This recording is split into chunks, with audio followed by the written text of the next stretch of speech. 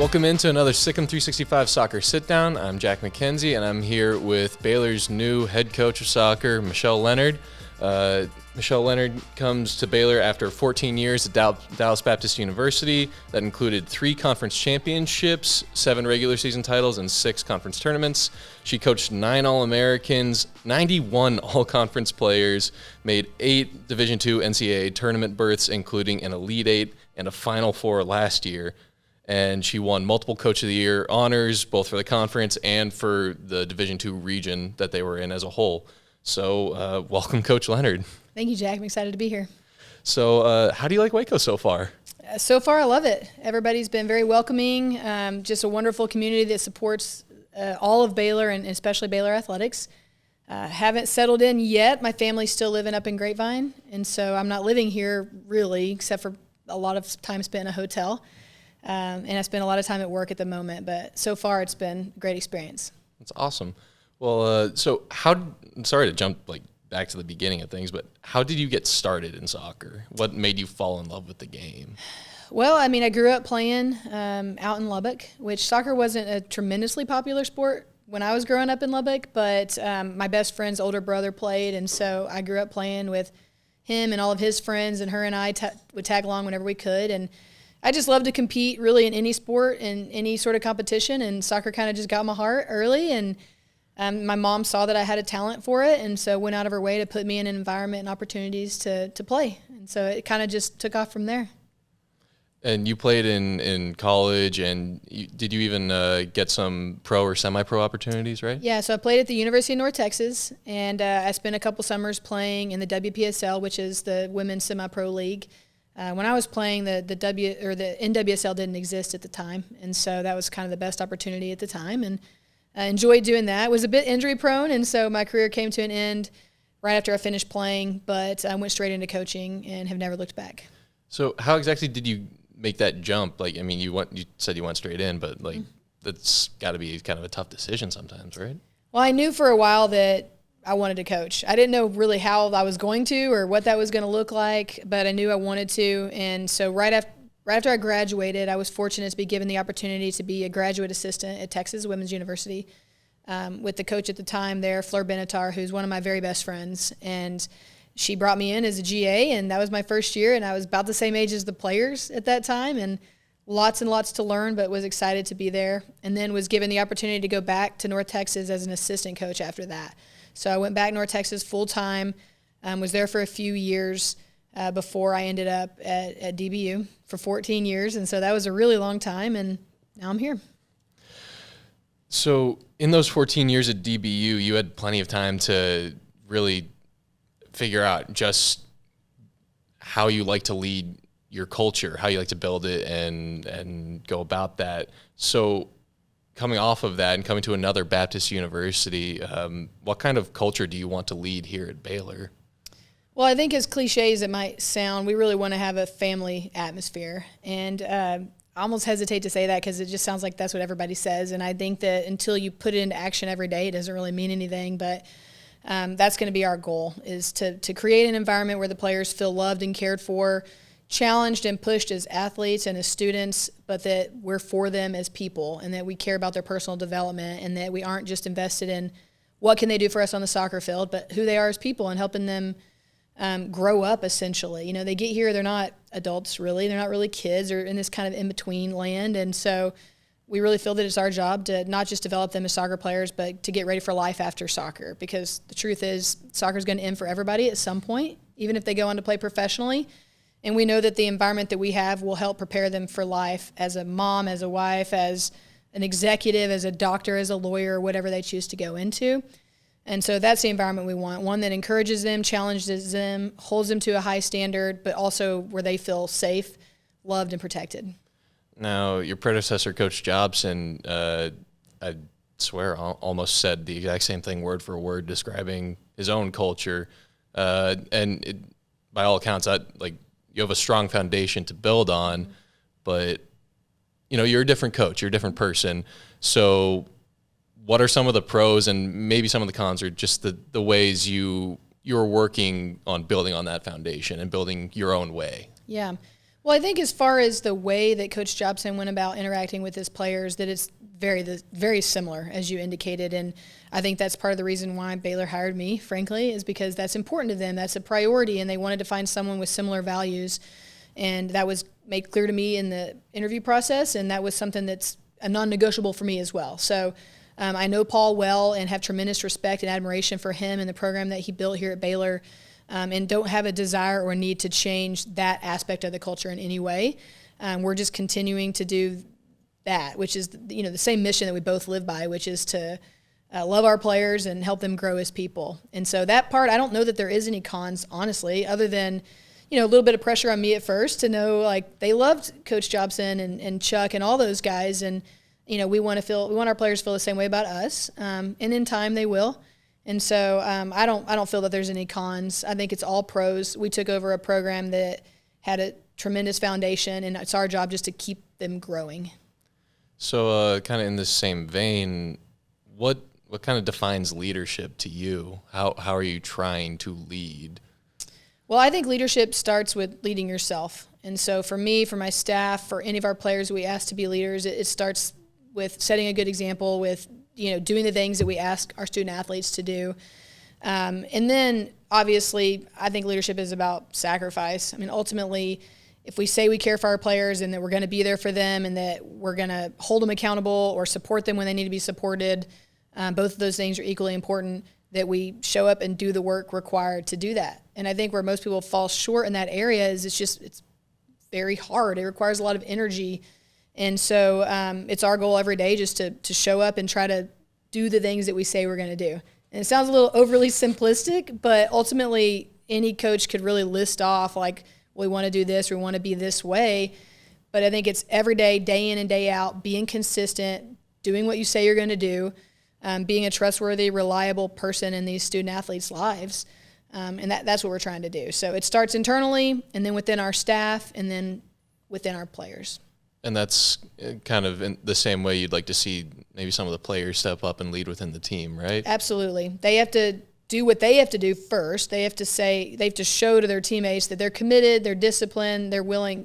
Obviously it's very difficult to lead if you're not meeting some of the expectations of the program yourself. And then they have to put the team first. I mean, that's really what sacrifice is about. When you're tired, putting in the work that the team needs, even if it means sacrificing your own personal time or your own personal comfort. Even for leaders, sometimes it might mean that maybe they're not a starter, but that they realize that they have to trust the coach's decisions, and they're still there to support their teammates and be encouraging and work as hard as they possibly can to help the team be better. And so, absolutely, I mean, we expect the same thing from them that we expect from ourselves. Yeah, I mean, that's how you should lead a program, honestly. So what are some of the ways that Baylor's, no offense to Dallas Baptist, but what are some of the ways Baylor's greater resources can help you replicate the success you had at DBU? Yeah, I mean, I think obviously Power 5, Big 12, when I first got here, everything just felt bigger, and it just is. It's just a bigger scale. It's a bigger platform, essentially, and what we were doing at DBU, we felt we were doing at a very high level, and within our soccer program, we had wonderful resources there as well, but it's hard to compete with Power 5, and frankly, I wouldn't have left for anything else. There was not another step up for me other than taking the big step to this level. And so we have everything that we need to be successful here. Beautiful facilities, lots of coaches, lots of resources in the athletic department to help our students athletically, in terms of their character development, their spiritual development. We're funded very well. There's not going to be any reason that nothing is going to hold us back from success, but maybe potentially ourselves. And so we just have to make sure we don't get in the way of our own success. And so essentially, outside of potentially spending more money in certain situations, I don't know that any team or any conference in the country can offer more than what Baylor can offer to their student athletes, including an environment where they're going to be loved and cared for, which I think is what kids really want at the end of the day. And I think that that's what will separate us. We have the resources, but a lot of places get very caught up in the results and the outcome, and we want to win. But when you focus strictly on results and outcomes, sometimes you can use and abuse players a bit, and that's going to be something we strive to not do. And I think that's where players can see an advantage here, is they can have all the resources to be successful and a coaching staff and a university that will care for them as people. Yeah, putting that person over player kind of Absolutely. mantra. Yeah, throughout the entire athletic department. Oh, yeah, and that's what I've seen since I got here. It's consistent across all programs, from MAC all down through the administration. That was really, really clear to me, and that is why I took this step. So let's get to some of the on-the-field stuff. Sure. You guys just had your first spring scrimmage, and you said right from the jump, right when you were hired, that you wanted to bring in your more attacking and possession-based style of play. So how's it going implementing that? It's going well. I mean, it is a change from the previous style of play, and as I mentioned before, there's more than one way to play soccer. It's very subjective over really preferences. I don't think there's a right or a wrong way. There's just coaches have their preference and how they like to do things, and that's how we like to do it. And so the players have been on board since day one. They've been excited about the change, but that doesn't mean it hasn't been difficult at times. You know, we've been very consistent in our training environment to provide an opportunity for them to practice the way that we want them to play. And then going into our first scrimmage, my main objective for the team was we stay committed to this style of play no matter what happens. From the kickoff to the whistle at the end of the game, we're going to try to play this way, and we did. I was very proud of them. We stuck with it. We saw many of the principles coming out in the game that we've been training in practice. We still have a ways to go. We've got some work to do, but it was a really great starting point. We had a great outcome at the end, and some good moments that really reflected some tremendous growth from the team. And so we're excited to continue that through the rest of the spring schedule. So is it going as smoothly for like the team as a whole, as well as some of the players as individuals? Because obviously some players might find their role changed less, or find their duties are generally the same as they used to be versus others. Well, I think right now it's the spring. Our roster is smaller than normal. We've got some injuries, so a lot of players are getting a lot of good experience. So I don't think yet we've seen – the main difference is some players who haven't had a lot of college experience are getting that now, in part due to graduating seniors, and in some cases due to some injuries. It's opening up some opportunity for some young players who maybe hadn't played really in a college game yet, and so this past Saturday was potentially some of their first college soccer games. So, you know, I don't think – so far they've all been excited about it and responded really well. They're taking on some additional responsibility. Some of our upperclassmen are also taking on additional responsibilities, since some of the fifth-year seniors are all done now. And so this younger group of kids is having to step up and lead, and so it's great experience for them as well. So that's what the spring is for. It's for development. We play a lot of players. We give them an opportunity to show that they're learning the system and the style of play. And we've only had one game, but so far it's been really good learning experience for everybody played in our last game and got good minutes, and it was a great opportunity to learn and grow. Yeah, you said in your introductory presser that your style of play, it's supposed to be fun to play, fun to watch, be aggressive. Just how aggressive is it, and like in what kind of ways on the field is it aggressive? I think it's maybe aggressive in the sense that when we lose the ball, we want to press to get it back. But I think a better word. Counterpressing, yeah. When we lose the ball, we want to immediately counterpress. We want to win the ball back. I believe that if we have the ball, then the opponent can't threaten us much. So it's a way of defending, right? So like we have possession, they can't score typically. And so I think a better word to describe it would be just we want to control the game by controlling the ball. And so there's a certain level of aggressiveness required when we lose it, but it's got to be a controlled aggression. It's got to be together as a unit. It's got to be tactical. If everybody's just flying around trying to win the ball back individually, a team that wants to high press can be broken down very easily if it's disorganized. And that's something we've had to work on, because this team is very willing to work hard. There is no question that Coach Jobson and the staff built a very intense, hardworking machine that nobody is going to get in front of. I mean, these kids are tremendously hardworking players. Oh, yeah. I think they called their defense over my dead body defense. Well, that's exactly what we've witnessed so far. I mean, they are very hardworking, very brave, very willing to do whatever it takes to be successful. And so we don't want to change that. That's fantastic. But we also need to be able to work as a unit, stay connected, be tactical in our approach. And so that's really what we're trying to learn right now, is how to do both things. It's not an either or, but rather a both. And so it takes a boldness. I mean, you have to be brave to try to play that way as well, with restraint at the right moments, and then in the right moments, be aggressive. Coming off all of that about working as a team, I hate to undercut it, but if you can choose just one position group, forwards, midfielders, defenders, who's most important to your system? I mean, for me, it's midfielders, because if you think about sports in comparison, a midfielder is like a quarterback or a point guard. It's very hard to play a system that wants to have more possession than your opponent without those positions. And so I would say even all the way down to the defensive mid. The sixth position, I think, is the most critical position on the field. Maybe I feel that way because I played that position, so I was going to slightly biased. But we want the game to flow through that player as much as is possible. But that player also has to be very good defensively, a ball winner, good in the air. They have to have the athletic ability to cover a lot of ground. Unless we play with 2 6s, which is a little bit of a different approach, but doable. But they also are the player we want to play out through. So we want them to have the ball, to be comfortable under pressure, to be able to solve pressure, play quickly with few touches, be creative but smart and intentional with their passing. So it's a very hard position to play in our system, and we have very high expectations and demands for it. But the other midfielders are just as important. And so, though I agree it's impossible to pick out, you can't play a game without attackers or defenders. But as far as most important, we definitely have to get it right in the midfield. Well, I think you guys have some pretty good players to start there. I mean, I know Maddie Algie has played a lot of games and shows a lot of promise there. But kind of going off of that, you've got to keep bringing good players in to keep the system going. Recruiting-wise, you said that with Baylor's resources, you think you can go anywhere and recruit.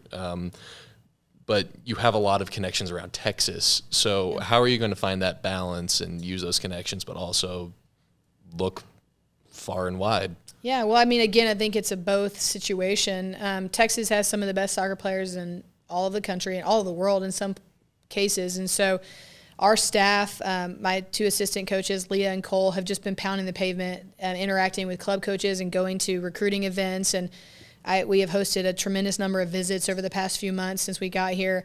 And a lot of those are Texas kids. And so we really need to break into and make sure we're getting some of the top kids out of the Dallas market. Austin, Houston, and we have several right now on our current roster as well. But we won't stop there. We can go wherever. I mean, tonight, Cole and I have a call with England International. It's like 11 o'clock at night because it works for her, and that's what we've got to do. But, trying to find an international player has to be pretty special because we can get very good players here, and we don't need to go overseas to get a very good player. But if we can get a very special player from an international team, then we will. So we'll have that phone call later. We'll see where that goes. But, yeah, as you mentioned, we have a lot of great kids from the Midwest. I've had a number of California kids during my time coaching. Every team I've coached has had minimum 2 or 3 California kids, another great hotbed in the country. Mac Anthony's actually from Chicago, but we've had, Olivia Mack is from California, and we'll have several more in the future as well. And so really, we'll look everywhere, but we're just dialed in on finding the right fit for Baylor Soccer. It doesn't matter where they're from. It's hard not to focus on Texas because there's just so much quality here, but we will certainly look high and wide to find who we need. Awesome. Kind of turning towards the competition y'all are going to face. How familiar with the Big 12 were you when you took the job, and how familiar are you now? How much studying have you already done, or are you kind of saving that more towards the season? Well, I knew most of these teams pretty well, especially the Texas teams. I follow college soccer closely across all divisions, men's and women's, and so really just because I enjoy studying the game and watching soccer, and so I'm pretty familiar with Texas and TCU and it's like I said, Oklahoma, OSU, especially these teams that are nearby. But I have a pretty good sense of the Big 12. I'm from Lubbock originally, so I grew up around Texas Tech athletics and have always had a pretty strong sense of the Big 12 and followed the Big 12 pretty closely. So I feel pretty confident coming in to the conference that I understand the way that these teams play. And we'll need to do a deeper dive for sure. But I have an overall sense. And like I said, I was following all of these teams long before I ever came to Baylor, so I don't think there's anything new under the sun that I haven't seen from these teams just yet. I know most of these players, a lot of them at Texas and at TCU are local Dallas kids that I watched grow up playing soccer in Dallas. Yeah, of course. Figured you'd be pretty familiar. But the conference did have kind of a bit of a down year last year. What are your expectations for it as a whole and like the competition you're going to see next year? Yeah, well, I mean, the Big 12 is just difficult all the time, and you see teams shuffling around in their finishing position every year, and COVID had an effect on a lot of teams across the country, and whether it was direct or indirect, it's hard to say, but I don't expect them to be down for long. It's a very good conference with additionally good teams coming in the next couple of years. We're one of the best teams, or one of the best conferences in the country, and I expect us to be right back up there in the top 2 or 3 this year. TCU had a great season and finished, really high, and so I think Texas had another great season, so we would definitely want Baylor's name to be up there in the top with those teams. But West Virginia is not going anywhere. These Oklahoma schools are not going anywhere. These are great teams, and one down year is not going to define the conference as a whole. Yeah, those Texas freshmen are pretty darn good. They are. Dallas kids, I know all of them. Yeah. So what are your expectations for your team next year? And if there are any concrete goals that you can share, enlighten us, please. Yeah, well, right now, new staff and building a new style of play, our objective is going to be kind of a one game at a time sort of thing, which is really what we'll do regardless of what our long-term goals are. I think everybody in the Big 12 is trying to win the Big 12. I don't think that anybody has to state that for the records, but, we would like to be competing, and if we could finish in the top 3, I think that would be a successful season, make it to the Big 12 tournament, and make a run for playoffs. That will be our ultimate goal. But I think the most important thing is that we're clearly establishing the way that we want to play, and that we're committed to that style of play, and that we're bringing in players that fit that style of play, as well as developing the very talented players that we already have. And so we can do that from day one. It will be hard, and there will be challenges, and it won't be perfect, and we will make mistakes, and we tell that to the players all the time. But this team has such a built-in resilience that even with an off week or we make an error isn't going to shut us down. So I feel very confident that we can get through those growing pains and be competitive and hopefully peak at the right time next year and make a playoff run. And y'all have 3 more spring exhibition games, right? 4. Yeah. My bad. We added 1, so it's not on the calendar. And 2 of them are at home, right? Yes. What days are those again? Just in we case anyone wants to come out. We played this Saturday against Texas A&M. Okay. And then, honestly, I can't remember the other one. There was the one that we added against the junior college. It's going to be coming up. It's on the Thursday before Easter. Okay. So I can't think of what date that is offhand, but Thursday before Easter we'll be at home. Okay. Well, hopefully people will come out and see Michelle Lenard's new style of play for the Baylor Bears and come out in the fall and support the team. We would love that. Anyway, this has been another Sic'Em 365 Soccer Sit Down, and we'll catch you later.